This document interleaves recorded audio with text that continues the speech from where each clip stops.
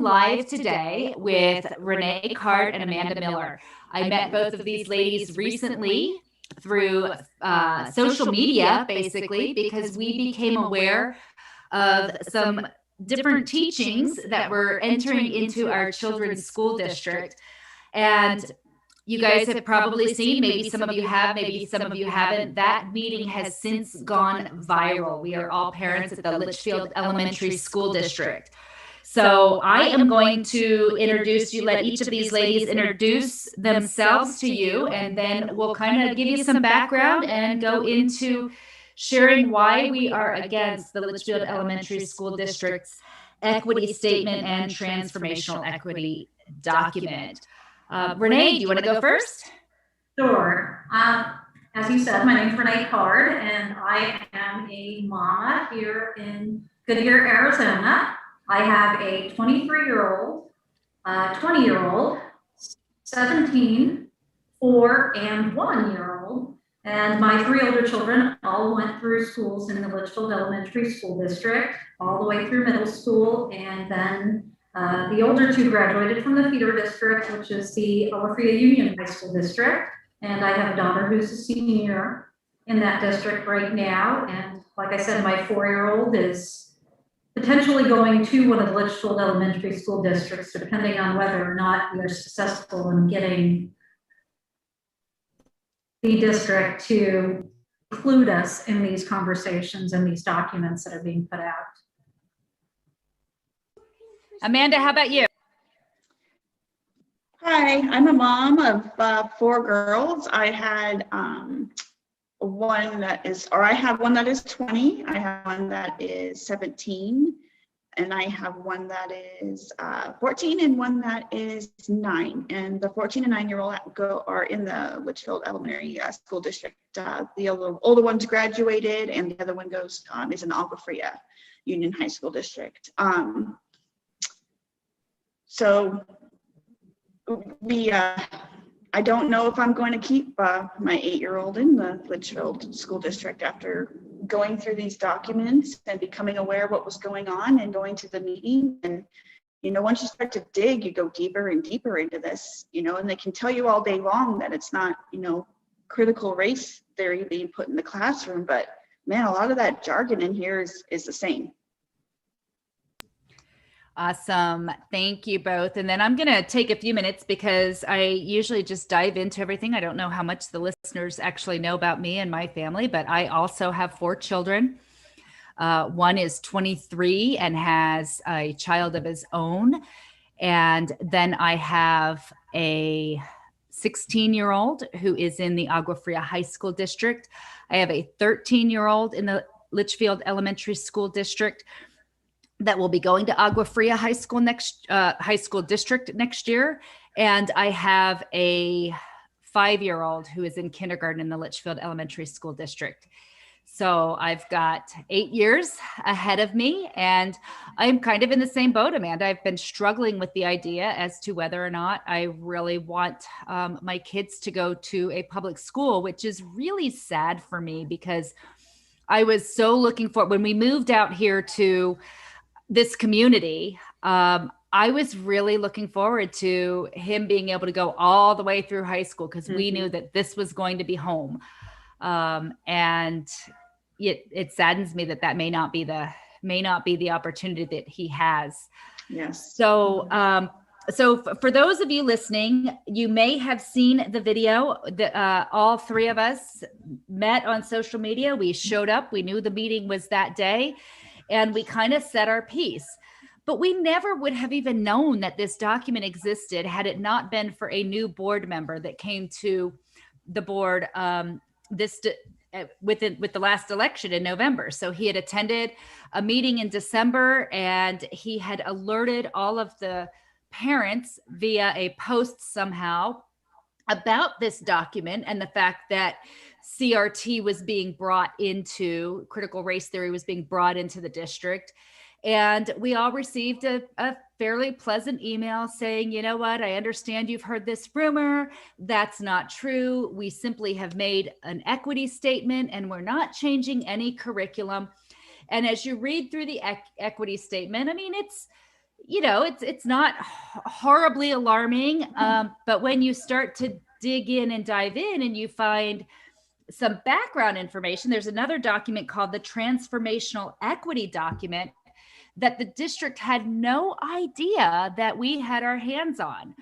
The district has, of course, accused that board member of putting that document out there. And none of us know. We just found links online and saw it. And I think it was at that meeting when I read verbatim one of the things that I think I'll share that, because I think that was, initially what prompted me to get involved. Because when I watched the video, and that board member was stating that they weren't allowing him to speak. I could see based on it wasn't a pleasant conversation. I could kind of see why it wasn't moving forward. Yeah. So it was this statement actually is what bothered me more than anything. And this is verbatim from the document. And it says, we are developing a plan to communicate our work to our parents and community. We learned through our CD rollout that communicating this work too early prior to empowering our teachers and staff with the tools necessary to answer questions from parents, etc., will not render positive results. That was my first big red flag. Mine too. Yeah. I mean, I don't know about you guys, but to me, that says we're hiding it from you. Right. And it was an admission of doing that. So then we went to this board meeting. We all shared our concerns based on those two documents, still very little. And I know one of the biggest concerns, and that we were told not to read too much into, was the choice of using a quote from Ibram Kendi. That was in the equity statement. In the equity statement, that was a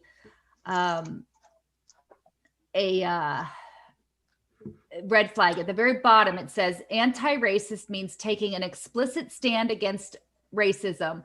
We subscribe to author Ibram X. Kendi's definition.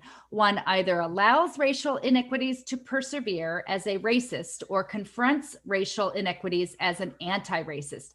There is no in-between safe space of not racist. And I think initially that was one of the things that brought, I think, the biggest firestorm in the community, because people view Ibram Kendi as very radical. I would agree. Yeah. Yeah.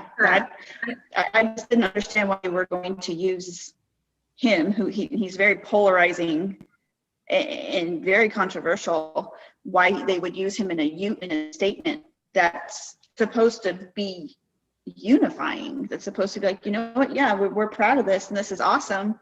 And then you get to the bottom and they say that's like, oh, this is not good. Why are we doing that? So I mean, I don't disagree with that actual, like, yeah, either yes, you either say no to racism or you are for it. I don't, that's not that point, but there's so many other things that he has put out there. It just doesn't make sense to use him at all. Right. And I know one thing that I had heard, and I have ordered his book because I do want to be informed on what he actually is saying. Yeah. And I did watch some documentaries and things that he said, and he's very, very clearly on the left side of the political spectrum. Sure. I mean, there's no doubt in that conversation. And I don't believe that our schools are a place for that. And this whole thing feels like, and we're going to kind of talk in, further as we go through this document, we'll talk a little bit about how, their approach just seems very politically driven. Yes. They're very politically motivated and very politically driven. And I don't think there is need for that in the public education system, where you have such a diverse, eclectic group of kids from diverse backgrounds. You shouldn't put the impression out there that your district is being run by one political party and for one political party and opposed to the other. I think that's one of the big issues that I had as well in the high school district with history and things like that, political sciences, is that they seem to be very heavily influenced in the curriculum to the leftist political point of view, and not somewhere in the center where they're teaching both sides. And, you know, kind of, I think that's divisive in itself. Yes, I certainly heard several conversations when they were still online in the classroom where the children were being asked to point to different symbols at the riots that at the Capitol. That indicated, yes, at the Capitol, that indicated that they were, the people that were doing that were either racist or Trump supporters. And it literally put the category, it lumped. And I think that's what we're seeing. I know that's the effects of what my kids are feeling and seeing at school. And, you know, when I grew up, I didn't know, I didn't know what race, or not race. I didn't know what party my grandparents were registered with. I didn't know what party my parents were registered with. Those were not things that were talked about. I didn't even know what the difference was between them. So I see this entering into the schools and it being, oh, you're this party. Oh, you're racist. You're this party. You're anti-racist. And in the conversations that I saw from the author, Ibram Kendi, that was the stand as well that he was taking, that if you affiliated yourself, then you know, with certain things and you're racist. Yes. So, all right. Well, let's dive in then. So that was the first document. That was the document that was what we knew going into the meeting as being the only document that existed until we found this transformational equity document, which really kind of got us all. That equity statement looked easy compared to what we had to go through with, you know, read this. So I've even reread the Transformational Equity Work Document multiple times just to see if there is some way that my brain can process this as being inclusive and not divisive. And I just logically cannot come up with a way that they are not deliberately our students with this kind of work. I mean, they're either making one a villain and one a victim, or they are separating them into groups and categories, which is going against everything that we believe to unify people. I mean, it just doesn't work that way. You cannot tell people or students, children, that you were put into this pot because you were born this way. And so therefore you need to analyze and reassess who you are to be more inclusive of the others. Right. They're children.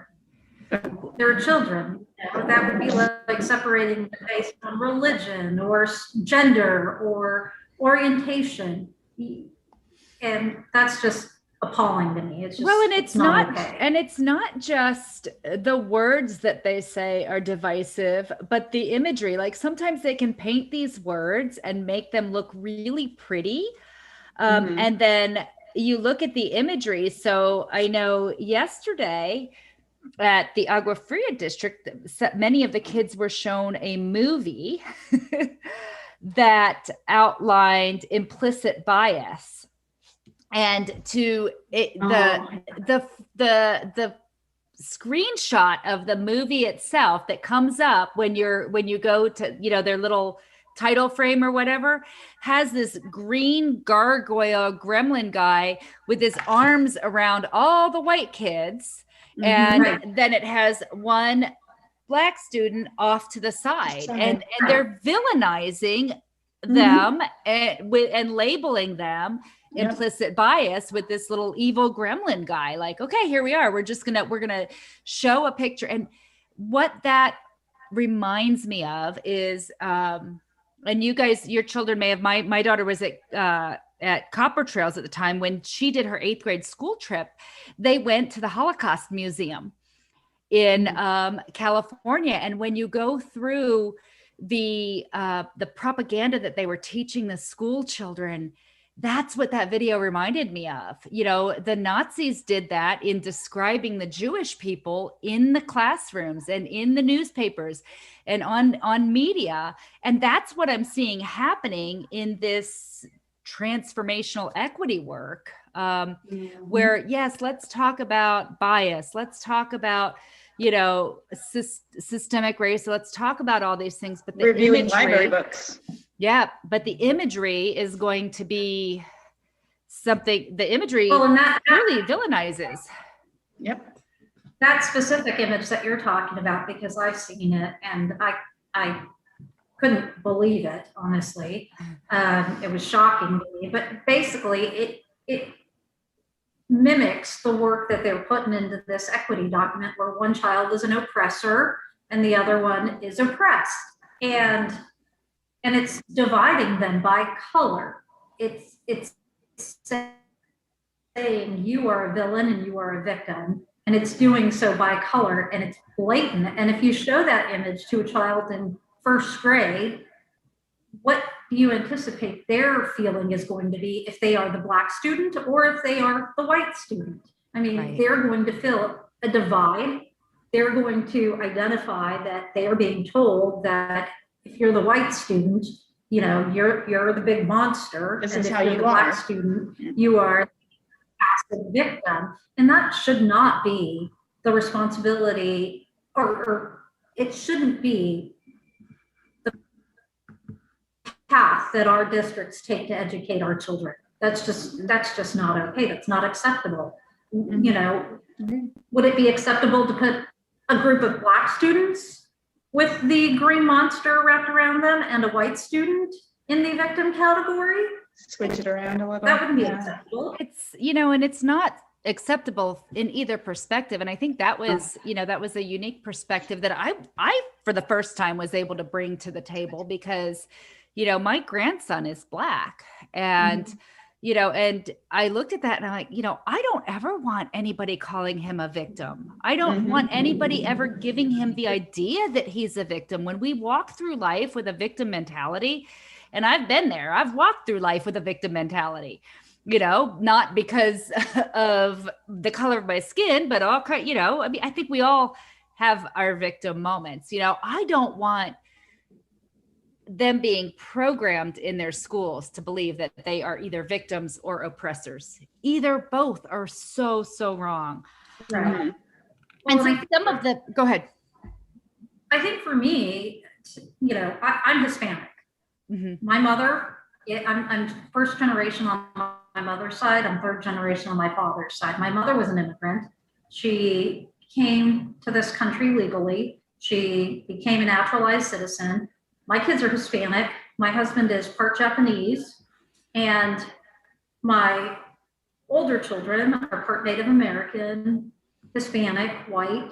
What category are we putting all of these diverse kids into? If we're being so selective as to the white category and the Black category, where do the kids who are potentially both or different from those two classes or those two races fall into this? Oh, I'm considered half minority because my mom is Hispanic. And, you know, so on one side I'm a victim, but on the other side, my dad is 75% Irish and German. So on that side, am I now the oppressor? It's just extremely confusing. It's completely divisive, and it does not lend itself to encouraging unity. It's not productive. Absolutely not. And that's, you know, and I just want to make sure that the audience knows that every single one of the parents that spoke at the meeting, and the 3 of us all 100% want all of the students to be treated equal. The board Right. member, that was in fact the board member that presented this, said, and you can take the, the Constitution any way that you wish to take it, because things were very different then, but it still said all men are created equal. Mhm. And Right. today, every single one of us, unfortunately our history wasn't, and these are things that I'm okay with them teaching. There was a time in our history that no, we didn't give women, equality. We didn't give Blacks equality, that we didn't count them as a full person. We didn't count women as a full person. We weren't allowed to, but that's not where we are today. Correct. And, we have an opportunity, because we've fought a lot of these battles already. Let's just teach our kids to treat one another equal. Yeah. Right. And teaching history, not just American history, but global history to our students, we need to emphasize the fact that, hey, look how far we've come. Look how far humanity has come from where we were. These are things that we are not proud of. These things did happen. They were really unfortunate, but look at where we are now. How can you continue to grow this future generation so that they can be even better than the last? Because that was one of the things that I always told my children: don't do as I do better. Just do better. Stand up for those who don't stand up for themselves or can't, or feel like they don't have a voice, and just do better. And I don't think we're doing that by regressing into a time where we are segregating classes, we are segregating by race, we are Everything's segregating by gender. Yeah.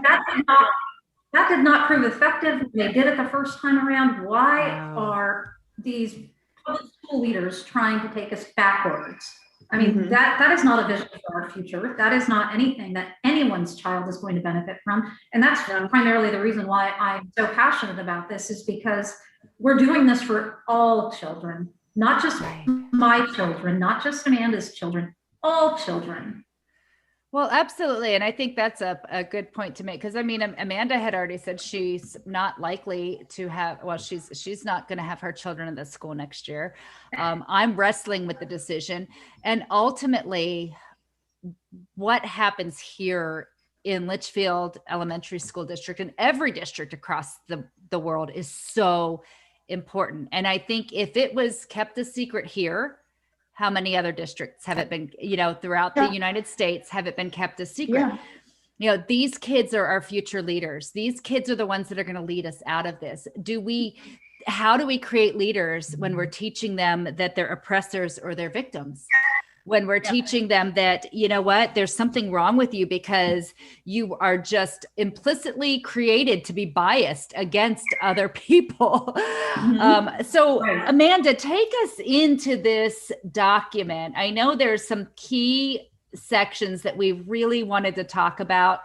I just wanted to kind of make sure that everybody really understood your hearts, where you are coming from, Renee, where Amanda's coming from, that this is not about, it's not about, I don't know. I don't even know what people would accuse us of this being about. It's not that we're against equality. It's not that we don't want all students to achieve. No, not at all. That's not. That's actually exactly where I think the focus needs to be, in academic success and achievement for these students. And that this is diverting the attention from the issues that we have academically with all students, not just, a handful. And it's taking us down a path that, is going to be very difficult to come back from. My child is 4 years old, my second to the youngest, and then I have a 1-year-old. I too am potentially not going to be enrolling my children in this district, even though I live here and have for many years, and my older children all went through this district. If this continues, I will not be enrolling, and I will encourage others to visit other options because Other options, this yeah. is just not acceptable. Yeah. This is just not acceptable. And they've that's lost where so our many heart is. kids to COVID. I mean, they've lost so many, Right. students this past Right. year because of, the COVID situation. And that's actually how I got, so I'm guilty, and I kick myself now for not paying attention long ago to what was going on. And the only reason I started doing that was because of COVID. I wanted to see what the districts were saying, when the kids are going back to school. And then I kind of wanted to see the budget. Where was this money going now that the kids went into classrooms? And yes, I understand the teachers were at home teaching and they needed to get paid, but there's also other, in the classroom, there's other things. Well, Or in the school, there's other things that, are and I paid for. think also- I wanted to know where the money was going. I think Right, and- it's also important to note that at that meeting, they presented a, financial Their budget. status, I guess. They had Yeah. a PowerPoint of a potential budget. And this district is facing, not unlike many others, a huge shortfall come this I believe fall. I think it was negative 10 million. Yes. 10 million. Yeah. Correct. And so where are the resources coming from for this program? Because they have hired consultants and they have put together committees and they, also allocated funds for a new director for this program, for what they're calling the, the district or the Diversity Empowerment Committee. Yeah. And, and where did they get these people? Who are these people? Right. Well, what qualifications do they have that, Yes. and not only qualifications, but what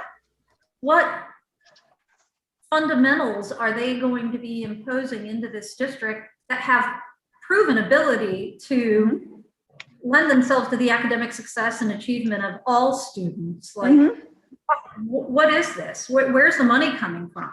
We don't have the resources to cover our budget. Yeah. But we have resources to spend time and, hire people and train people, cover teachers while they're out on training for who knows how many hours, principals and other staff, support staff. And I mean, something so simple as, we were constantly sending donations of paper and school supplies and things like that, resources to the school when we were in class, when we were in person, and yet they have the resources now to print out all these manuals and CDs and hire consultants, and it's just, it's unfathomable. I just don't understand. Well, and it just, even the, when we went to homeschooling, a perfect, they got this windfall of money for COVID relief. Right. And when I went to get computers for my kids, I didn't go pick them up. And so when I called, they said, well, we don't have any left. And there's over 2,000 children. Is it 2,000 or 10,000 in the district? Anyway. I thought it was 10. It was 10, over 10,000 in the district, and they only bought 250 laptops. So they were given all of this money to support schooling. And I thought, you know what? I'm going to go buy my kids iPads, because who am I to take away from somebody who maybe doesn't have that resource if it was something that I was able to afford to buy. When there were only 250 for the entire district, and we're supposed to be supporting the homes, the kids learning from school. And I think that's something else that has been eye-opening for me, is not only on this transformational equity work that the district is trying to do, or is doing, actively working on, but where is the transparency within this district when it comes to those resources and how they're being spent and what their focus is on?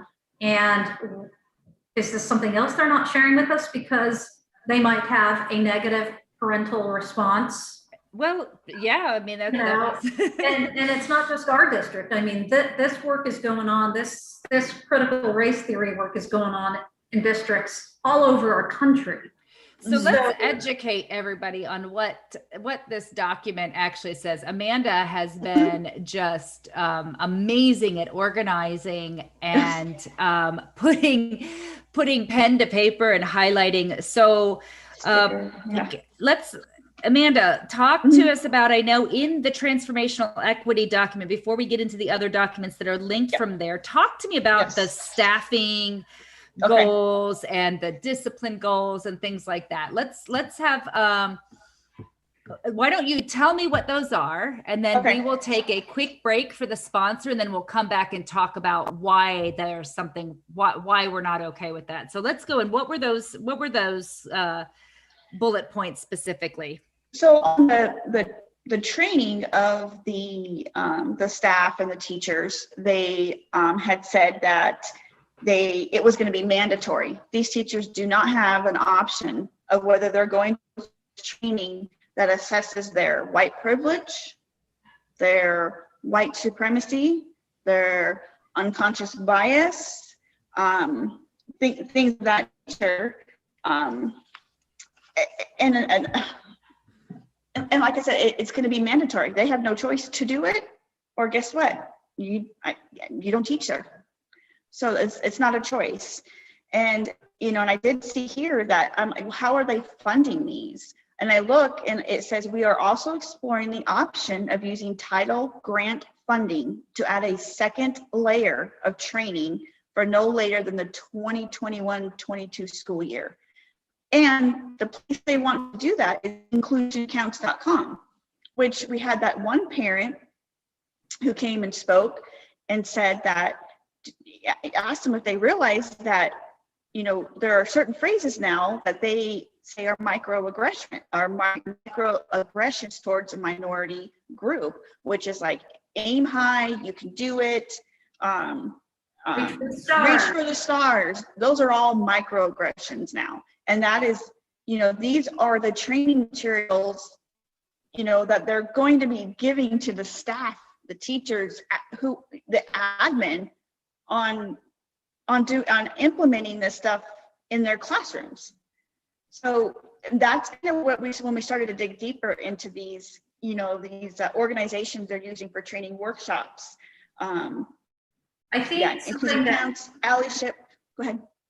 I think something that really stuck out to me while we're on the subject of the teacher training is that they were adamant that there would be no changes to curriculum, yet they have goal 4.3, ensures teachers have clarity, knowledge, and agency to adapt, modify, or enhance curriculum. Yes.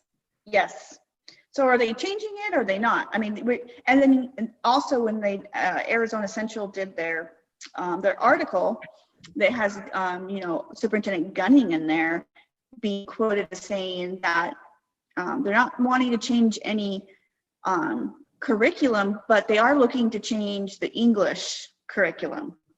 And I will send that out as well. But it's like, so are we changing it or are we not? Because you're talking out of both sides of your mouth here. Well, but the document itself states diverse curriculum goal, develop a diverse and inclusive curriculum, which so how can they say not changing it? Review and audit existing curriculum materials for bias to ensure multicultural perspectives, research and purchase needed multicultural inclusive curriculum materials. Yep. That's pretty clear that they're making changes to the curriculum. Yeah, they are, and they're leaving it up to the educators. They're leaving it up to them to do whatever they want, pretty much, as long as it's it's culturally responsive or whatever the name is for it now. But they're giving them the tools to do that, and we will be notified. Let's talk about that. I digress because I know this is a tangent. Let's talk about some of what the educators are sharing. Wasn't there a post, Renee, that you shared earlier that one of the high school teachers just recently shared? Okay, let's. One of the high school teachers, a high school science teacher in the Agua Fria School District, in a post that she has since made private, posted, "Hiya, it's February. That means Black History Month. Just a few things I wanted to mention. Black people cannot be racist toward white people. Colorblind is a type of passive aggressive racism. It's okay to gatekeeper certain aspects of culture. With that said, there's no white culture, but there is Black culture. A science teacher, a public school educator. Mhm. So where are the checks and balances as to how far and extreme their bias is going versus the other side? You know, it's just, they're saying it's inclusive, but that statement made by a science teacher is very, very uninclusive toward anybody who's not Black. Yeah, and their big thing in that district right now is like diversity, equity, and inclusion. And I really had to take a step back and say, are they really supporting that, or is there another agenda in there because of what she's saying? And she is like a minority educator. She's not. She's Black, or she's just, you know, I don't know. I took that and I was like, and I sent it on to the superintendent, and you know, I did as well. No response. No response to you. Right. I got a response back, but pretty much because her public Facebook page, it's employer jurisdiction matters, and the lawyer had to be, you know, CC'd on the email. But pretty much the reply back was, we can't really do anything about it. And that's, I mean, I didn't.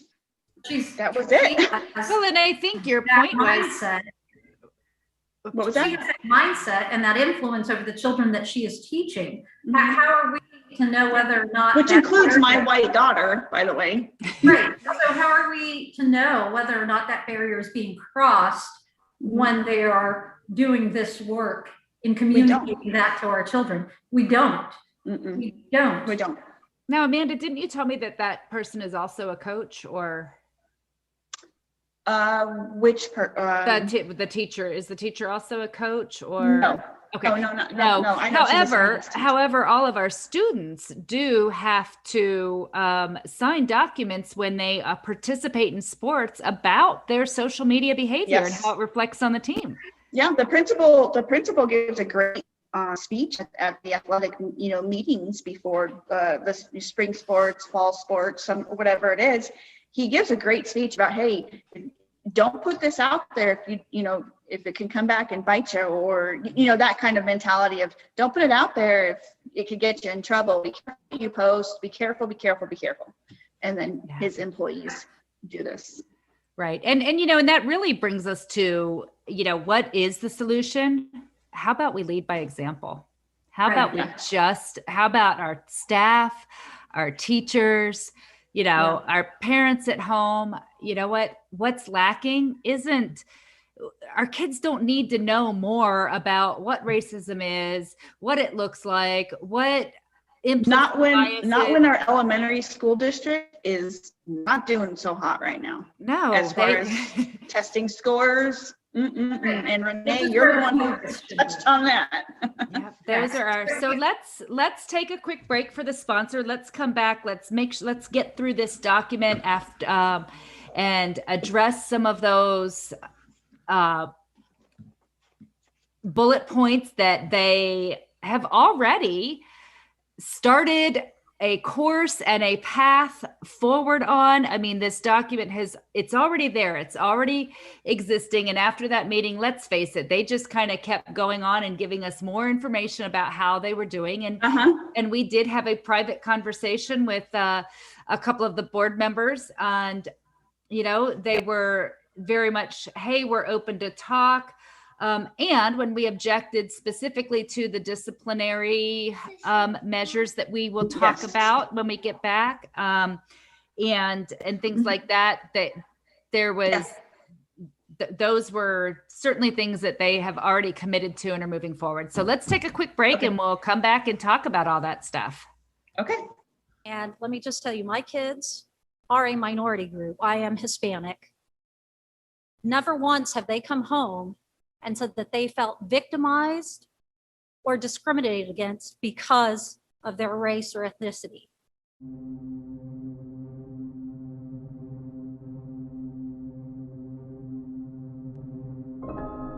I've done a lot of research into this Transformational Equity Work Document, as well as Mr. Kendi's theory, radical theory, unproven, without a lot of supporting facts. And I'm deeply concerned for my kids who are in this district. I have had over a dozen teachers reach out to me, frustrated and upset over what is being thrown their way with this transformational equity work, thanking me for speaking up for them because they can't do it themselves for fear of retaliation and possible discrimination. Further on, the document references reducing disciplinary action by race, reviewing library books, and hiring based on race, ethnicity, gender identity, faith, sexual orientation, socioeconomic class, and age. You know what? We have fought and battled for equal rights in this country. This doesn't sound like equal rights. This sounds like we're going to go higher based on meeting a quota. And you know what? In the 80s, we played that game. How do you increase the diversity of applicants by race? That is illegal. The diversity of hiring should be based on applicants' ability to excel at their job, regardless of their skin color. Are they good? Are they bad? Are they good for the job? Are they bad for the job? And to sit here and make a goal about increasing it by race is illegal. And if that goal is absurd, and if HR does not understand it, they should be replaced immediately. These teachers are already stressed out, overwhelmed, underappreciated, and now the district, with implementation of this TEW, will pit parents against teacher and students against students. And let me just tell you, my kids are a minority group. I am Hispanic. Never once have they come home and said that they felt victimized or discriminated against because of their race or ethnicity. Do you want to know why? Because my children are taught at home the value of people, that you treat people the way that their character and integrity defines them in your view. That is not a place for the district or the board to impose a leftist, and yes, I'm going to make it political because that's exactly what this document is, a leftist rhetoric that has no place in our schools. So I know that we can make public requests for information. I want to know how many complaints the district has received from parents of minority children about this topic that makes it so heavy in the forefront above their academic skills like math, reading, all of those things. So I drafted the equity statement and I chose to use the definition of anti-racism by Kendi. I don't pretend to know everything or have all the solutions, but I can look to others and not reinvent the wheel. I chose to propose this definition of anti-racist because it struck a chord with me personally and spoke to taking action instead of just sitting by and remaining complicit with the gap in discipline and achievement in our district. Well, you don't need to convince me because everybody in this room knows exactly, and you're just revealing that it's all about your personal feelings, which I don't think anybody out here tax-paying parents are at all interested in. And they're kind of appalled that our school is going in that direction instead of teaching their kids math, reading, true history, character, how to be good citizens, how to be productive to society so they can have happy lives instead of going around whining, complaining. The governing board is responsible to the people of the district, not their own personal experiences, and therefore should be aware of the opinions and attitudes of the community instead of shutting up somebody that expresses them in a board meeting when it's on the agenda, and as representatives of the people who own and support the schools and accept the responsibility to identify community attitudes instead of scorning somebody at a meeting You're not going to tell me that your efforts are better focused on something like Kendi's theory than on my child's academic success. That is not what you're here for. That is not what the educators are here for. And they should not be burdened with shouldering that when the public hasn't had an opportunity to be a part of that process. That is not what you were elected to do. And just as the gentleman said that in June, we have an opportunity to recall members of the board, I'd like to ask those of you who stand with me to support my efforts in recalling the members of the board who are proposing this product, as they call it.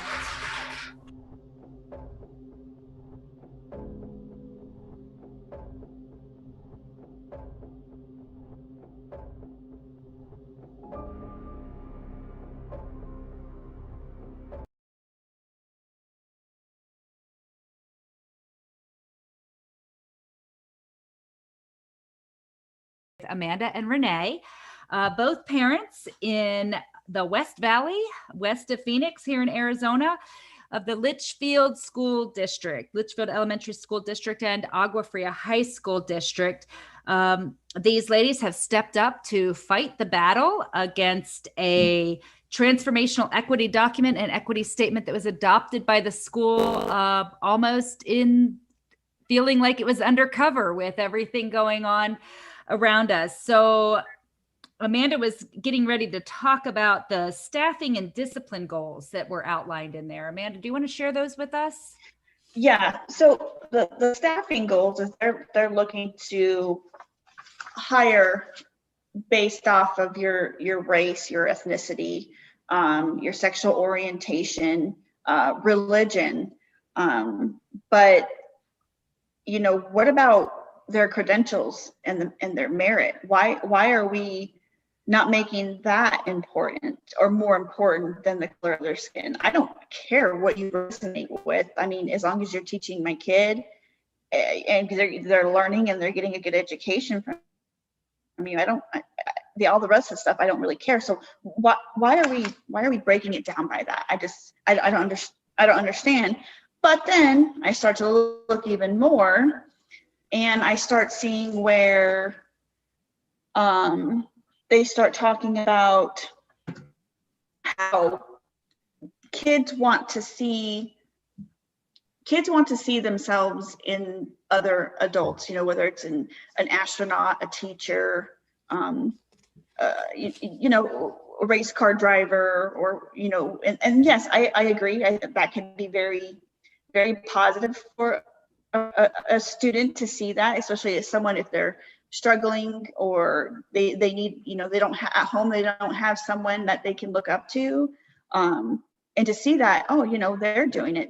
But then at the same time, it's like, well, what does it matter if their educator is Black or white or Hispanic, as long as they're teaching your child and letting them know they have every opportunity to learn and do as much as the next student. I can't support the discipline part of this. It just doesn't make sense. Well, Yeah. and you know, there's a couple things that you mentioned. One, we want to learn from history, right? Yes. So I know during the 80s, they had these same types of, back then it was called EEO, Equal Opportunity Employment, and things like that. And and I can, Which we still have. Yeah, equal up, you know, and you know, I can remember, and it was so unfair, you know, and it applied to me as women, as a woman, and I would have actually benefited from it. But I remember when the A-10 units at my guard base first allowed women to be fighter pilots, you know, so I'm really aging myself here. And we had stacks of applications of men of all all races, all that had hundreds and thousands of hours of flying time, that had 4-year degrees, had masters, had, you know, all, you know, degrees out the yin yang, that were so qualified for the job. And do you know that one of the commanders came and asked me, do you want to be a pilot? My only qualification was that I had flown once with one of the pilots because in his private airplane, because he had I'd gotten him a aerial photographer job from a connection that I had. And I had done 2 takeoff and landings. That was my only qualification, other than I was a female and they wanted to meet the quota. How fair was that for any of them? Mm-hmm. By the same token, I didn't get a job as a white female because and in the government, what's interesting is when they give, let's say you have a job that is, at the time I was a GS5. Let's say there's a GS7, your current job gets a GS7 upgrade. That's what happened to me. My job that I was actually in got a GS7 upgrade. I still had to apply for it. I didn't get the upgrade. And guess what? I didn't get my job. I continued doing all of the functions of my job, but somebody of a different race got that job that had to completely reclassify and retrain in that career field. That's what these kinds of quotas do. I don't think that speaks to people being able to go out there. That's just, to me, that's just more discouraging. That says, you know what, go out there, work hard, go do all of the right things. And you know what, we may not give you this job because, well, we've got a quota to fill and you just don't fit the picture of the quota. Yeah, we need to hire more, we need to hire more Black teachers or Hispanic teachers, or even white teachers. Like if the white teacher doesn't have credentials in the merit, then they don't get hired. It's not just one race. It's just, I don't know. I don't get it. And how much better would it be for maybe a student who is seeing nothing but negativity and crud on the media, which is what we're seeing, where this world is against them? How much better would it be for that student to walk into a classroom and meet a teacher that is of a different race and treats that child as an equal and believes in that child and lifts that child up and encourages that? I don't know, maybe I have a Pollyanna worldview, but wouldn't that do much more good for our children? That would be much more effective in bridging the gap on diversity. Yeah. I think so. That would play a much larger role. All right, with that, take us into the discipline. Take us into the discipline goal, Amanda. Wasn't that next? So now that's your baby. That's what you really spoke up about, was that whole the discipline part of that. What does it say? It says reduce disproportionality in discipline for our Black students. Black students. That's it. There's no other students in there. Black students. It said by the end of the 2021-22 school year, schools will reduce the number of suspensions for Black students to 15%. If we remember right from the meeting, it's like at 18 or 19% right now or something like that, which will be reported monthly while implementing a site-specific staff development plan that aligns with the LESD strategic plan. And the people responsible for keeping track of this is behavior coaches and principals, site equity teams, whoever they appoint to do that. How they're going to be measuring the success of this new discipline goal that they're implementing, where it says measure of success? I couldn't hear you. Can you read the portion of how they're going to measure the success of this goal they're trying to implement? Yeah, sure. Reduce the district school suspensions, OSS and ISS is what it's called, for Black students from 18.9 to no more than 15% of the total number of incidents. That's how they're going to measure the success of that. And what's interesting, that's telling them that in order for you to meet this discipline goal, you have to reduce the number of suspensions to 15% or you're not successful. Yeah, that's their goal. That's their measure of success. It has nothing to do with the child's behavior or the need for discipline or the, what the infraction is. And yet there are And there are hard and fast rules that currently in place. So my question is, when are they going to remove those rules? But I know on a, for instance, bringing a weapon to school, I think is a minimum 3-day out of school suspension and a 1-day in school suspension. So does that mean if they're at 14.98% and somebody brings a weapon to school, that now that hard, fast rule goes away?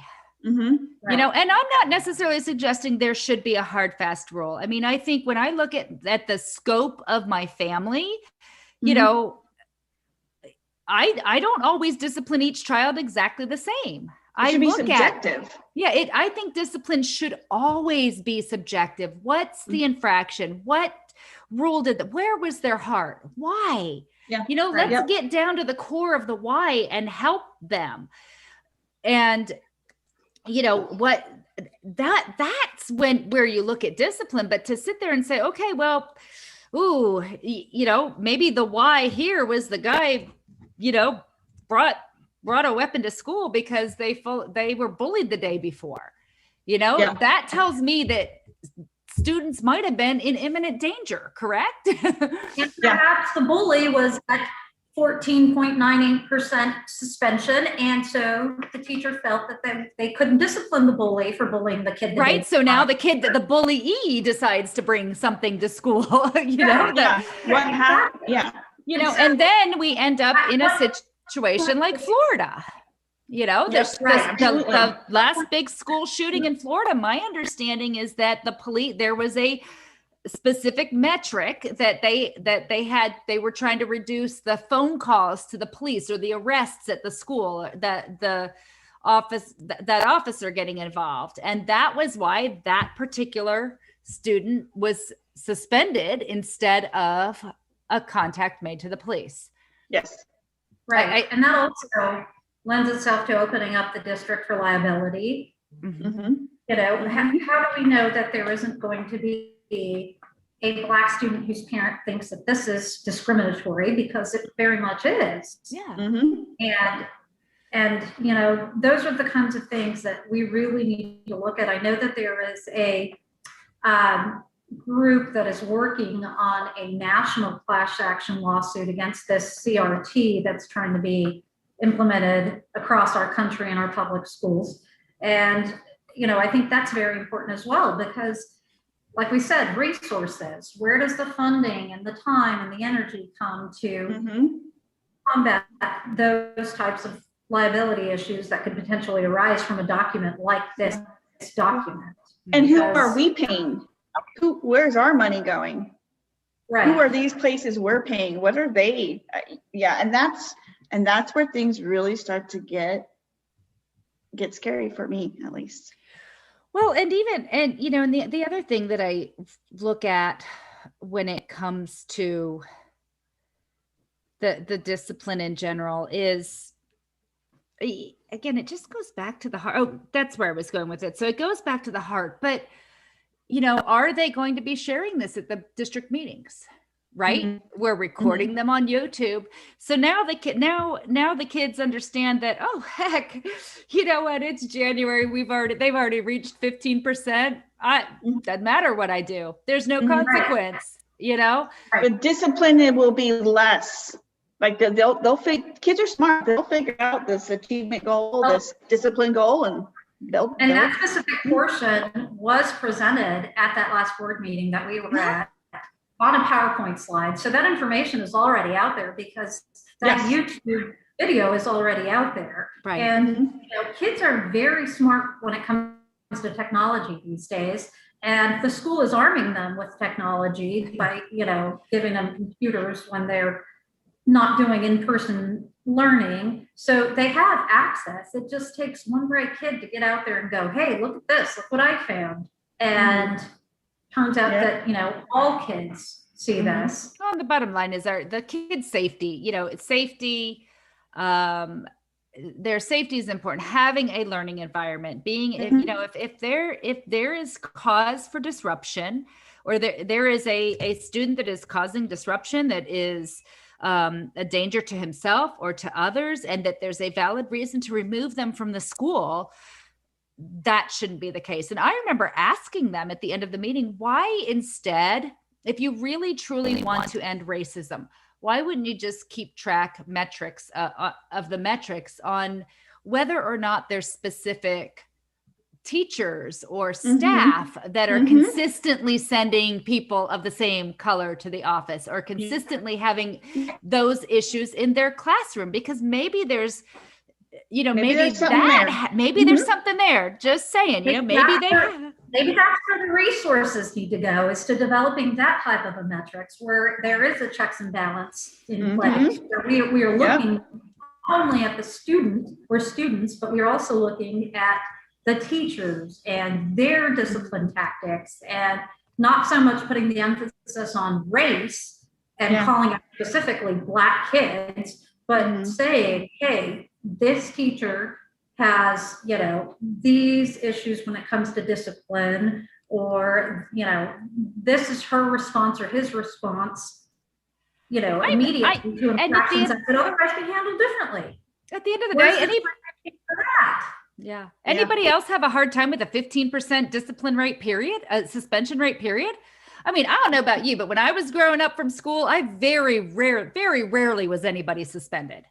Very rarely was anybody suspended. If we have more than 15% of anybody getting suspended, maybe we need to look at what we're doing as leaders in the school and in the community, and start trying to figure out some of those things.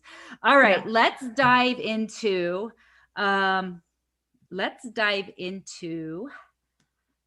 the documents that this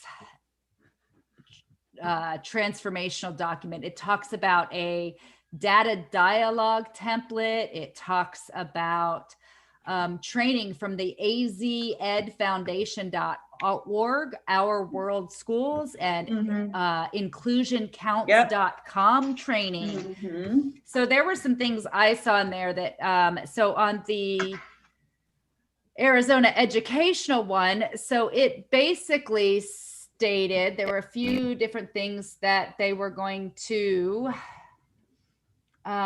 make sure that they were going to teach anti-racism. So the claim that they weren't teaching Kendi's principles, that they were just using that as a quote, well, this document goes against that, right? Because that's his teaching, is that you're either a racist or an anti-racist, and there's nothing else. So they are teaching an understanding of anti-racism.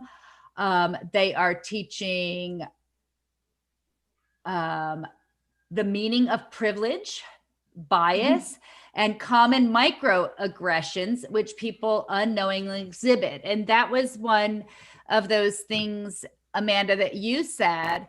Microaggressions include saying, hey, reach for the stars. Yeah. You got this. You've got this. Yeah. Aim high. Yeah. The things that we should be saying, things that are good things to say.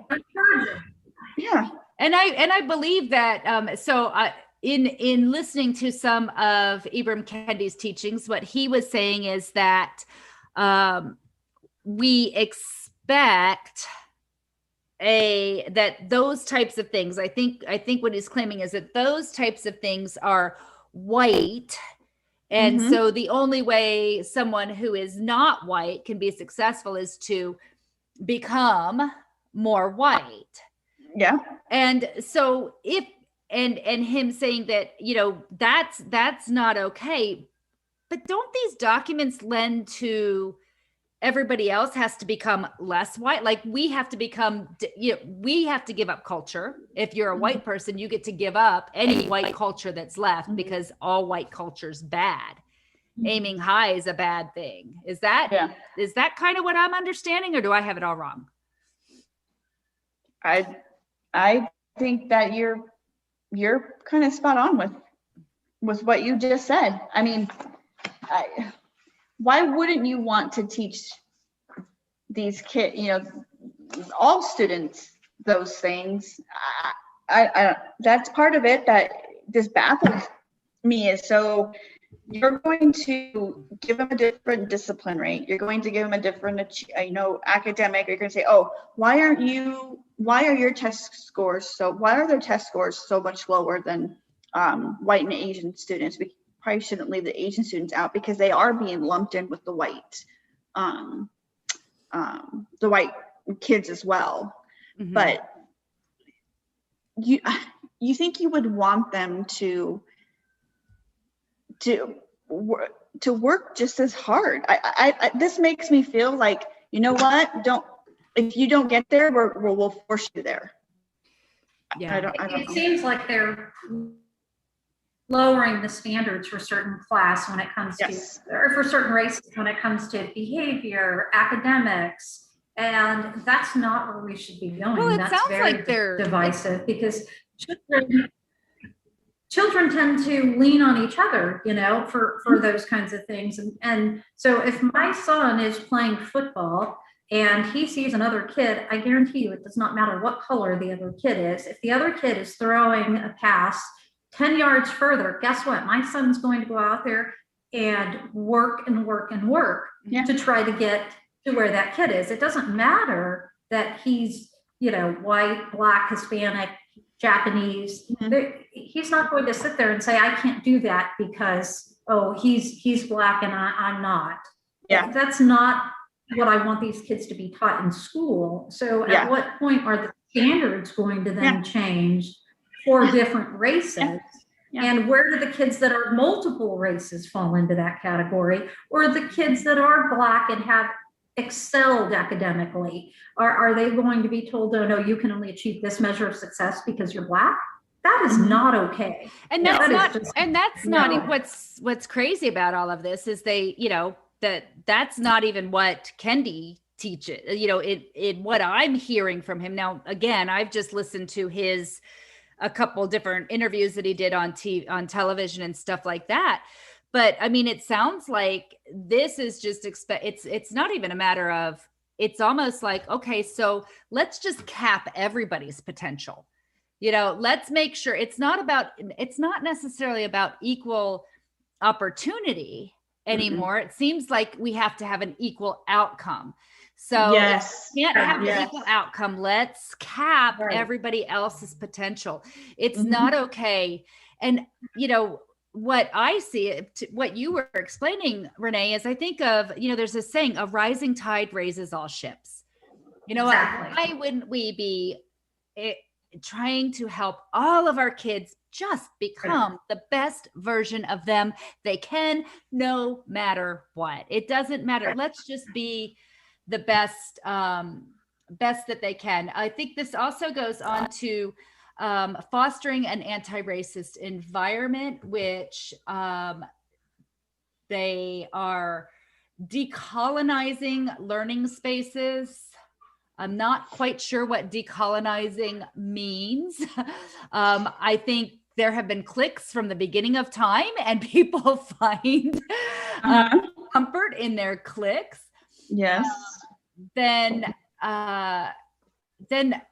the bottom one, I think, is the one that concerns me the most: social justice in the classroom. Student-led anti-racist work can be a powerful catalyst for change. Yes. It's an add-on component that's going to basically help it get develop outreach, assign roles, help guide students to creating their own activisms. And so I guess my question is, when did school become the training and recruiting ground for activism? Yes. And I think the next document, Amanda, you have that. Can you talk about those two? I think there was one that discussed worldview and one that discussed the word democratize. You want to share those with us? Yeah. So this document is the culturally responsive training, the CRC scorecard that they're going to be using, or probably already are using. Now that's in the document, that's in their transformational equity document. It says that is the scorecard that they are going to use to determine whether or not our schools are are meeting their desired standard or Yeah. outcome, correct? Exactly. All right. Exactly. And so the worldview, it says in here, centering multiple perspectives means affirming, valuing, and sustaining the worldviews of historically underrepresented people as the central focus in education materials or curricula. So again, it's changing our curriculum. Mhm. The other one is decolonization, power, and privilege. It says this section focuses on understanding relationships among people, worldviews, resources, ideas, and power dynamics. Historically, public school curricula reflected Eurocentric ideas and culture, while contributions and philosophies of other groups were excluded, minimized, misrepresented, or relegated to a small portion of the curricula. A culturally responsive curriculum centers sources of knowledge, experiences, and stories of diverse groups of people. That's on your decolonization word, was, you're getting other worldviews into our classrooms. Yeah. And I believe, as I read further into that document, it actually said that they want to change the worldview for Yes. the school. Yes. And my only question is, since when is it the public school's place to form our children's worldview? Yep. I agree with that 100%. And let's take it a step further. I mean, when we want to just, when we talk about a culture anywhere, do we go into other countries and say, ooh, your culture is all wrong? Well, you shouldn't have a Western European culture in Europe. Mm-hmm. Let's go make sure that you have a more Asian culture. Yeah. Are we going to go into Asia and say, your culture's just too Asian. I think we need to be more Western Euro culture. Yeah. Yeah.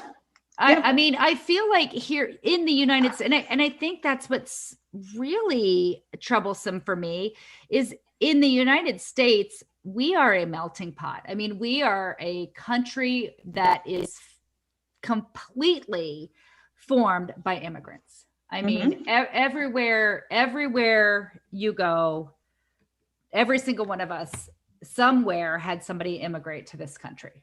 Mm-hmm. Unless you're Native American. And I think even then, I have Native American, in my family. I think my grandfather is half Native American.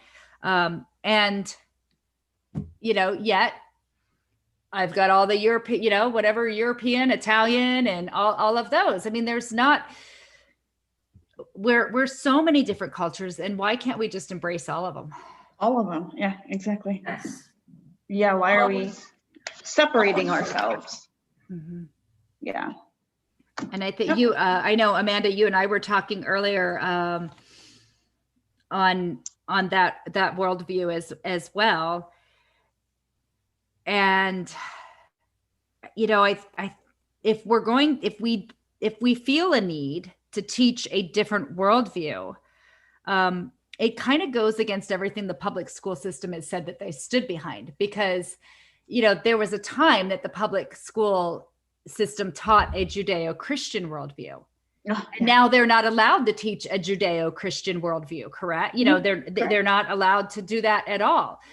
So in essence, aren't we just, it feels like we're just trying to reprogram our kids to an agenda of a politician. And I think it goes on to, there was a sentence you said about democratizing. Yeah.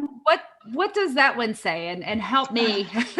Yeah, I gotcha. So in this paragraph, it's explaining what EJROC, which is the Education, Justice, Research, and Organizing Collaborative, group is and what it does. And what it does is it brings together researchers and community organizers to provide critical research, data, policy, and strategic support for the education justice movement.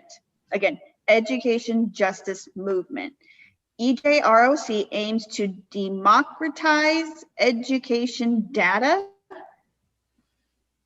research, and policy. So what does, I mean, I know what I jump to.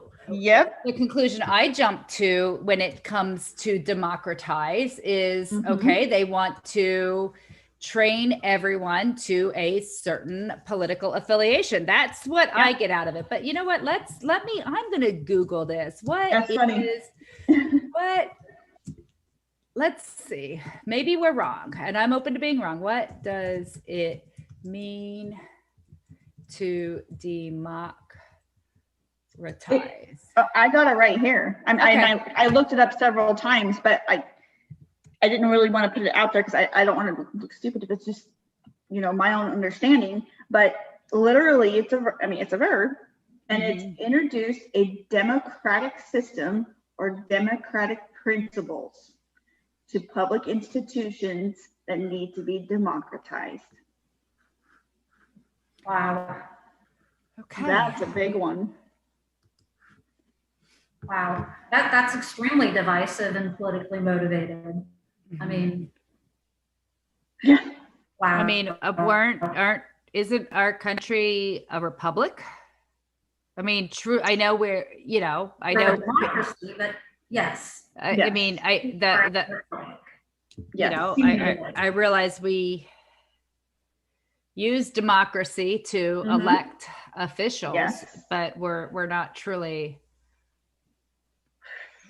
So, I mean, so this just tells me that, okay, so I read that as we're training your children up to create a new worldview and. Yep. Or and the political the other critical thinkers or individually or to assess all points of view. We're giving them one point of view and one point of worldview, and that is the strategy. That's what we're teaching them. That's it. Yeah. And it says and this is also to magnify the voices of grassroots communities of color. So we're teaching them activism as well. Yes, and then they say this a couple times in this document that it's pretty much to make our kids a little activists. So all of the supporting documents, all of the courses and curriculums and tools of measure that they have mentioned in their document. Now, listeners, please know that they have said that is not the final document. It's a working document, and that is why it wasn't shared with us parents. So just that's the district's position. So it was a draft. It should have never went out. So because it's a draft, those may not be necessarily the courses that they are looking at. And every one of those things say the exact same things. Every single one of them lean towards this, I'm sorry, it's programming. It's programming. I watched a video from a lady that, and this is where, when I look at the homeschool thing, I watched a video from a lady who lived in Germany before the Holocaust. And I can't remember if she was Jewish or if she was not, but she described that everything was wonderful. The economy was great. The economy was booming. Everybody thought things were fabulous. They absolutely thought that Adolf Hitler was doing good things, right? And maybe she was from Austria because they apparently actually said, hey, we want to be under this rule too, because look what he's doing for the economy. And then it's, it started crashing, the war kind of started, and okay, now moms and dads, everybody, let's move in and start now you guys have to work more. And guess what? We're going to go ahead and we'll take your kids, we'll put them in boarding schools, and we're going to teach them and raise them up. And this lady said that her mother had the wherewithal not to let her go to school. And she taught her from home or whatever. And she said all of her friends, as she would reunite with her friends, had become activists for Adolf Hitler. They were all activists for Adolf Hitler. They all bought into everything that he believed. They had, and then like I said, I look at these pictures and these documents, and they keep saying they want different imagery. So, I don't know that everybody on the board absolutely fully understands what they're buying into, but we've got to learn from history. Yes. We can't repeat history. This is not the kind of history that we want to repeat. They've talked about burning books, they haven't talked about burning books, but they've talked about removing books. How do our children learn that there's a better way without knowing what didn't work before? Yep. And why are we going to repeat history? If, example, if staffing quotas for diversity worked in the 80s, would we be having this conversation today? I think so. When we talk about the district and how they have told us as parents that this is a working document, it's a draft form, it's kind of contradictory in my view, because back on December 8th, they adopted the equity statement without the community or the parents' input. And that has that very significant quote, in my view, of you are either anti-racist or you are racist. And I just think that some emphasis does need to be put on the fact that we have attempted as moms, the three of us as moms, to be a part of that conversation, to open the dialogue. And the response we get from the district is, well, we are open to talking to you all, but we've already begun talking to other parents. We've already begun talking or forming committees. Well, can you tell us who's on those committees? And, how did they get there is my question. People from all points of view and parents, if the goal is truly to diversify and be inclusive, why are we being excluded? And not to mention, Amanda, didn't you hear something about a shift in the direction the meeting took? Yes. I had heard from a board member that, so after we did our public comment, you know how they said, okay, we're going to take a break. And then they went behind closed doors. Yes. That was not supposed to happen. That was not planned. What happened is they had all these people sitting there that, I recognized them as teachers and staff. And and since I know who these people are, and I look at this transformational equity work document, they're the ones who are doing certain things like the data research, or their site leads, or they're helping with this, or they're supposed to be, or whatever. They were there. They were supposed to present to the board, but because we were not real happy, we were not disrespectful. No. We got up there, we thanked them for hearing us out. We said what we needed to say. We were not disrespectful to them. We didn't cause a scene. Down after 3 minutes. So and that was it. After that, like I said, they disappeared. They were supposed to have all of those people they had on that other side present the work and start diving into this document and their findings and presenting to the board and all of us. And guess what? It didn't happen because they decided, you know what, we can't do it. So instead, they sent Jody Gunning out at the end when she did the presentation on it. You guys remember that? Right. And then we had, that one parent that was being incredibly vocal. And I would agree that we can't do things that way as far as like screaming things out as they're trying, because I think we're going to miss valuable things if we do that. We need to listen to them. We need to, give them the respect they gave us as far as letting us talk and not interrupt us. Because honestly, some of the conversation was tough. I think we were very emotional because we're parents. Yeah. And we see what's going on. And I was emotional too, because I actually had teachers that were like, I don't know what to do. I don't want to, I can't say anything because then they'll label me, or, I'll discriminate against, or they'll discriminate against me. Mm-hmm. So yeah, they were supposed to have a presentation on this, and it did not happen. And it's on the agenda, Mm-hmm. and it didn't happen. Yeah. Because, And I do this podcast. I get up in front of people and speak all the time. And that was scary. It Mhm. really was. It was very Yeah. scary getting up in front. And I think Oh, it all yeah. boils down to that's exactly, you have this, okay, you're either racist or you're anti-racist. And, Right. I don't know about you, but the fear is very real for me that if I even speak out against something like this, then now I am labeled Yes. by the rest of the world, by people I respect as being racist. And, Yes.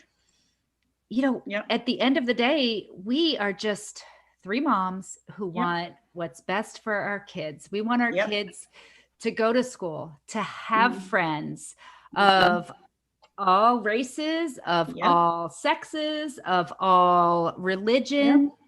Mhm. We want them to have friends that they're going to, grow through, elementary and high school and maybe beyond for, and grow these friendships. And now we have this document that's going to come in and say, look, we're going to start teaching your kids that, you know what, you have white privilege, your Yep. whiteness is wrong, and Yeah. you are an oppressor, and Yeah. you are victimizing these people, and by the way, you're a victim, so don't rise up, don't aim high, don't be the Yeah, best don't do version of any of you that. can, because you're Yeah. just a victim. And all of this, And these and are- you're the reason, you over here, you're the reason your friend feel over this here way. is a victim. Yeah. How are we going to create unity? How are we going to create a world that works for everybody that way? and Go- this document is telling our kids that they are those things and that they fit into those categories because of who they were born, Right.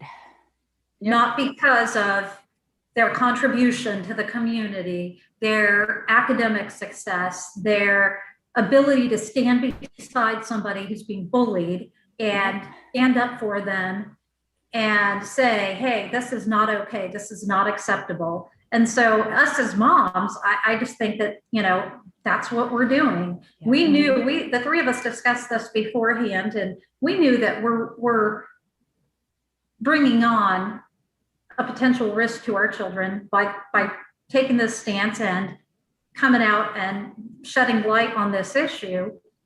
Our kids still go to school. My daughter is a senior in high school. She's still going to school. People Yeah. know who her mom is. Mhm. But above all else, she was proud of the effort that we're doing because she knows it's the right thing. Yeah. We're standing up for some injustice because this is Yep. just not okay. Yeah.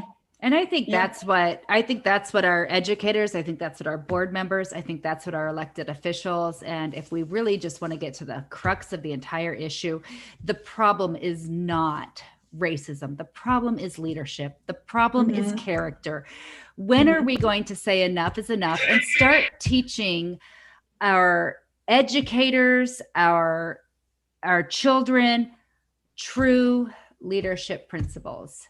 Do Yeah. the right thing, stand up and have character. When you teach kids to love one another unconditionally, you don't have racism. Mm-mm. And how do we Yep. teach our kids that? We lead by example.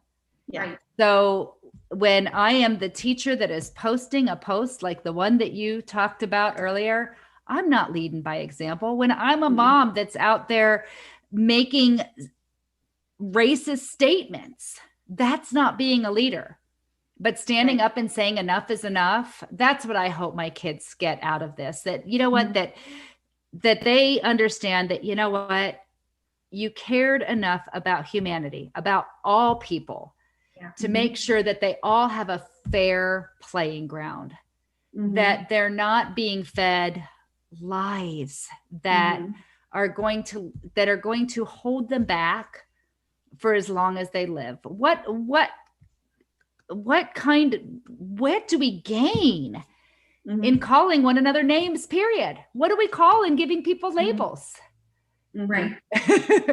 Anyway, so what do we, let's wrap this up. A couple questions. What do we need from the community? What do we want to see happen from this? Why did we spend all of this time sharing our hearts and what we thought at great personal risk to ourselves and our families? Because, you know, none of us asked for this. It just kind of Yeah, exactly. Well, like you had said earlier when we started, was this is our community, and obviously if there is if we're having problems in our school of actual proven racism, then yeah, we need to address it and we need to figure it out. But there's just movement across this nation to start implementing all this crazy stuff with our kids, and I just can't let it go. Like, I can pick up tomorrow and take my kids somewhere else. I could put her in a private school. No, but at the same time, this is my community. This is a place where my, grandkids will go to school, or my nieces and nephews, or how about those kids that can't just get up and leave and go to a different school? Right. So this is why I am so open to sitting and having a dialogue and about this whole thing, this equity work. If someone can explain it better or whatever, or like I said, have an open dialogue, I'm open to it. But like Renee said, not until we had to reach back out to them did we get if you want to kind of a thing. It's like, well, you said you were going to reach out to the parents that were having a problem with it. No one's heard from you. Right. What's going on? Right. So. How about you, Renee? What do you want from those listening? What would you like? I just them to know. Want people to understand that we're doing this. Me personally, I'm doing this because, like I said before, I taught my children to stand up for the defenseless. And there are some people out there that are unaware or unwilling or unable to come forward and talk about this issue and talk about how it's going to negatively impact not just our community, but our future, because this is going on, like we said, across the country. So what direction is that putting our country in? And what world are we setting our children up for?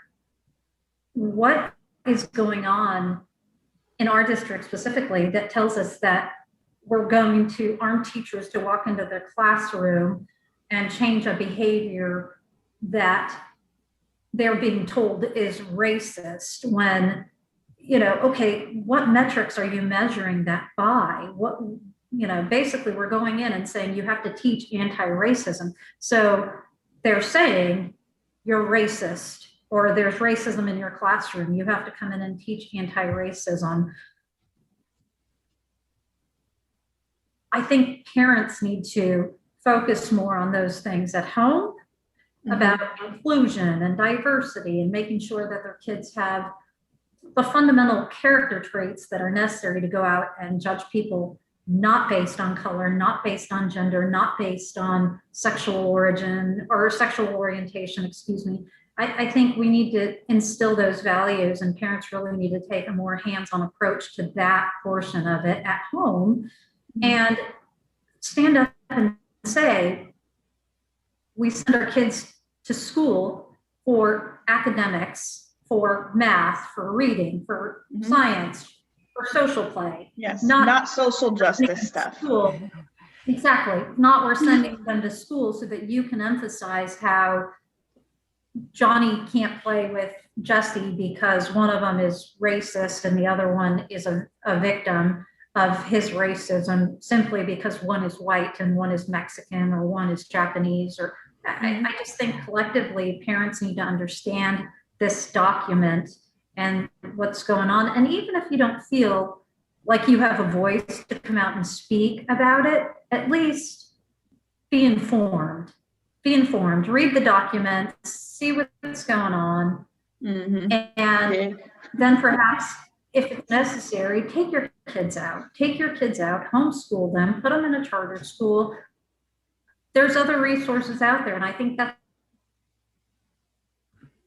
another thing. If they continue to force this in schools, then perhaps collectively we need to go out and make sure that people have resources to know that there are other methods out there, other means to educate their children, because this is just not acceptable. It's just not acceptable. Absolutely. Well, thank you. And, you know, I think for me, as I told you all, this was not necessarily something I wanted to add to my plate as far as time. And at the same time, I felt like, you know what, I have been so blessed these past many years to learn from some really amazing leaders and educators and folks that really are walking the walk. They're out there and they're leading by example. And how could I lead by example in my home and not see an injustice? Because I see this as an injustice to all of our children. It's an injustice to our communities. It's an injustice against humanity, as far as I'm concerned. And history has shown us that. I mean, so I would encourage parents, one, if you have never visited one of the Holocaust museums, go look at the school books, the pamphlets, the propaganda that were given to the children at that time. And if it doesn't look very similar to what we're seeing, I'm open to being wrong, but that was my experience. And then, like, you know, just like Renee said, take the time and educate yourself. You know what? We can have multiple points of view. And I'm going to add that we invited on the page where people are discussing this. They were discussing the back to school. So there's people both pro and against. I invited somebody to come join us that was pro this document, pro the transformational, you know, I said, hey, look, we're looking for 1 to 2 people to come share. I want to hear those points of view. And nobody stepped up. Nobody said, hey, we want to do that. Those that stepped up says, oh yeah, I want to do it too. And I'm against it. So I'm asking not just parents, but everybody in the district, you know, those of you that had kids grow up and leave, those of you that are voting members of this district, you are responsible for who gets elected to these boards. And these boards are dictating what your future leaders in this district are going to learn. For me, I believe personally that things like worldview, those things are a parent's responsibility to teach. That's not the responsibility of the school to teach. Let me handle that. Teachers, go give these kids an education that rivals the education of other countries that are far surpassing us, and help our children across the United States be better, help them learn more, help them become the scientists and the doctors and the incredible inventors that we had years ago when it was the education that was taught in the schools. Let's teach that. We don't need all this extra. We need to raise those levels. And then I'm asking the rest of you across the US, as you hear this, look into what your school board's doing. Because if ours got this down the road as far as they did without any of us having any idea, there's a really good chance that yours did too, because there were a lot of us not involved at all during COVID. And so get in there, get to those meetings, and make sure that your board is teaching what you want your kids to learn and that they're using your resources in the wisest manner possible. So anyway, thank you, Renee. Thank you, Amanda. Thank you for being on the show. And, we'll maybe be back again. We'll see what happens, and we'll continue to update people on as we go down the road. So thanks so much. You guys have a great evening. You too. Thank you. Hope you enjoyed that episode of the Cheap Mama Life podcast. Be sure to subscribe, rate, and review right now if you haven't already, and hit that share button. Until next time.